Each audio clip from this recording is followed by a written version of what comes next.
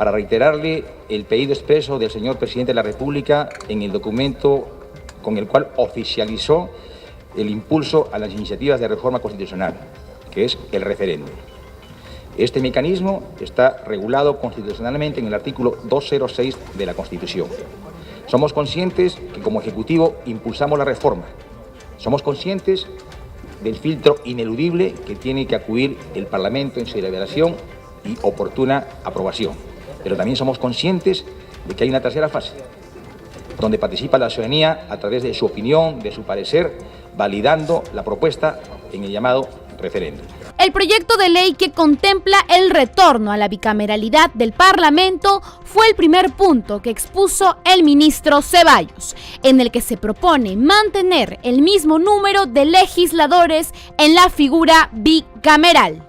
La propuesta principal, una de los aspectos principales en los cuales se sostiene este proyecto de reforma política, la recogemos de palabras expresas del señor presidente en su mensaje ante este hemiciclo el pasado 28 de julio. Conservar el número actual de congresistas y distribuirlos en 100 diputados y 30 senadores. Y en aquel entonces añadió, para que no se genere gasto adicional al Estado. Debe mejorarse la representación no en cantidad, sino en legitimidad y representatividad. Debe exigirse una mayor vinculación entre los electores y los congresistas. Debe dinamizarse, debe articularse de mejor manera el trabajo entre el elector y el congresista. Debe darse mayor eficiencia, mayor eficacia a los criterios de representatividad. Obviamente, el principal beneficio es en cuanto a la producción y a la calidad normativa. Una Cámara por excelencia política, la Cámara de Diputados, y una Cámara reflexiva, que es como tradicional y doctrinariamente ha sido concebida, la Cámara de Senadores. Asimismo, explicó cómo serían elegidos diputados y senadores.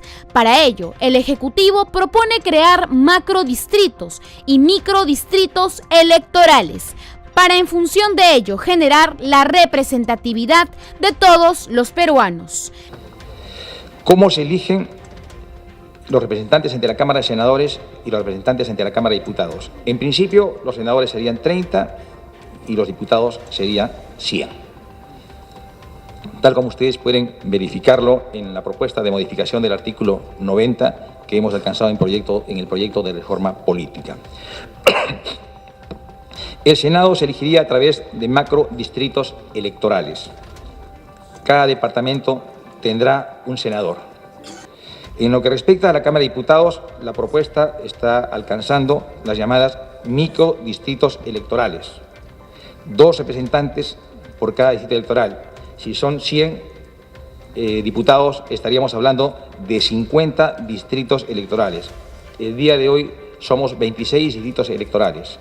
Lima tiene 36 representantes parlamentarios.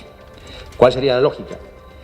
Obviamente no podemos pasar por alto que Lima recoge casi el 35% de electores, casi 8 millones. En esa perspectiva, la propuesta es que para Lima se le tendría que dar no uno, sino distintos microdistritos electorales que sea coincidente a su vez con la densidad electoral y la densidad poblacional, ¿no? ¿A quién le correspondería la presidencia del Congreso? Y esto lo hemos regulado en el artículo 90, ¿no? La propuesta que estamos alcanzándole sugiere que en la instalación y durante el primer año o el primer periodo anual, como le llamamos técnicamente en nuestro reglamento, estaría presidido por el presidente de la Cámara de Senadores. Y se alternarían el segundo año el presidente de la Cámara de Diputados y así respectivamente el tercer año el presidente de la Cámara de Senadores.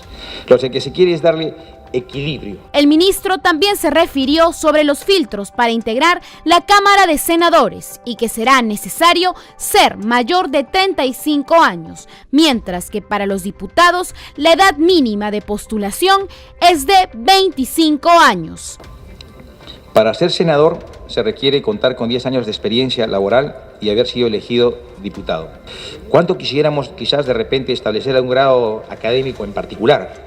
Pero la realidad de nuestro país no nos propone o no nos permite, mejor dicho, alcanzar este tipo de propuestas. Lo más al alcance de una propuesta innovadora con lo que estamos alcanzándoles es la exigencia de contar con 10 años de experiencia laboral en cualquier índole.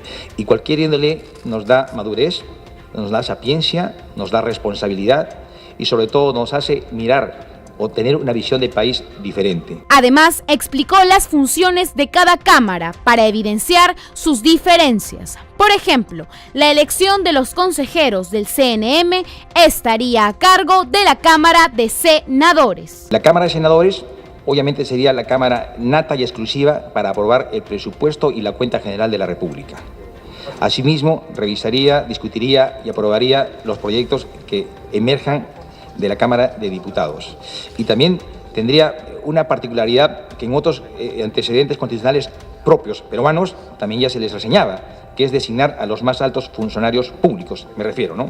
¿Qué tendría como competencia en cuanto a la designación de altos funcionarios de la Cámara de Senadores? Designar a propuesta del Poder Ejecutivo al Contralor General de la República, ratificar al presidente y elegir a 3 directores del BCR, ratificar al superintendente de la SBS y AFP, elegir a los magistrados del Tribunal Constitucional, elegir y remover al defensor del pueblo, remover a los consejeros del Consejo Nacional de la Magistratura. No pasemos por alto que es competencia exclusiva de la Cámara de Senadores presentar los proyectos de ley sobre reforma constitucional y leyes orgánicas. Asimismo, es competencia de la Cámara de Senadores autorizar el ingreso de tropas extranjeras, autorizar los viajes del presidente y aprobar los tratados. Funciones de la Cámara de Diputados: dar leyes, fiscalizar. Yo quiero relacionar más la labor de fiscalizar a la labor de comisión investigadora y el control político. El control político relacionado al tema de la investidura, la interpelación, el voto de censura, el voto de confianza. Al ser la Cámara política por excelencia, estas competencias serían propias de la Cámara de Diputados. Congresistas de diversas bancadas se pronunciaron sobre la presentación del ministro de Justicia. El poder que le dan a la Cámara de Senadores, que no tiene ninguna razón de que haya diputados.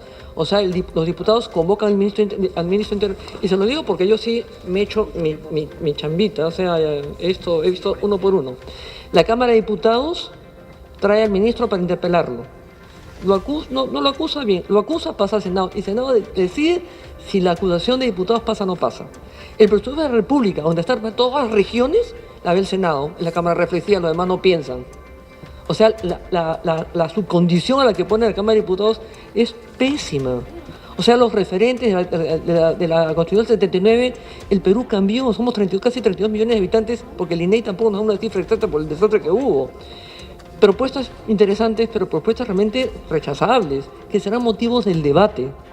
Y por eso, cuando se propone, por ejemplo, un Senado de 30, eso va a ser indefectible. Aquí somos casi 30 ya. El Senado sería de este tamaño. Sería un cenáculo en un país de 31 millones de habitantes. Sería un cenáculo. Entonces, se quiera o no, si vamos a ir a regímenes de cámaras, se va a tener que aumentar el número de parlamentarios, porque los parlamentarios deben representar. Creemos que no es el problema si el Congreso tiene una cámara o 2 cámaras. No ese es el problema central. El problema central en el Perú es un problema de conducta de sus autoridades. Actos de corrupción dentro del aparato político, actos de corrupción, señor ministro, dentro del sistema de justicia.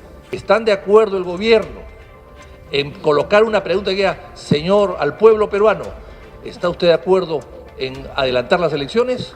¿O usted está de acuerdo en que volvamos al sistema tradicional del Perú de los 4 años de gobierno y que el año 20 todos nos vamos a nuestras casas y que venga gente nueva, renovada, sin reelección, pulpines de la política? ¿Están de acuerdo con eso? Gracias, presidente. El debate continuará en el Parlamento en torno a los proyectos de ley presentados por el Ejecutivo. Un debate que también se está dando en las calles y que posiblemente terminará en decisión ante la posibilidad de un referéndum para diciembre.